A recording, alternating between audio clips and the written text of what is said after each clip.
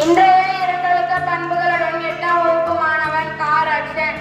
உள்ளத்தின் எண்ணங்கள் நம்மை உருவாக்கும். எனவே என் எண்ணங்கள் நல்லவைகளாக இருக்க முயல்வேன். நன்றி.